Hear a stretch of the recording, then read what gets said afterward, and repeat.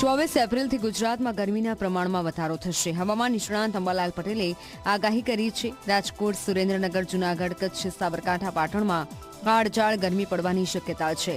એટલું જ નહીં, 28 એપ્રિલથી મે મહિનાની શરૂઆતમાં રાજ્યના કેટલાક ભાગોમાં કરા સાથે વરસાદની શક્યતા છે. મકાનના છાપરા ઉડી જાય તેવા પવનની પણ શક્યતા છે. 15 મે બાદ બંગાળની ખાડીમાં ભયાનક ચક્રવાતની શક્યતા છે. 23 મેથી દરિયામાં ભારે પવન ફૂંકાશે અને ઊંચા મોજા ઉછળશે તેવી પણ આગાહી છે. તો 28 મેથી 1 જૂન વચ્ચે કેરળના તટે ચોમાસું બેસવાની શક્યતા છે. એપ્રિલથી ગરમી વધવાની શક્યતા રહેશે અને મહત્તમ ઠંડામાં મધ્ય ગુજરાતના ભાગમાં 42 ડિગ્રી સેલ્સિયસ આસપાસ થવાની શક્યતા રહેશે.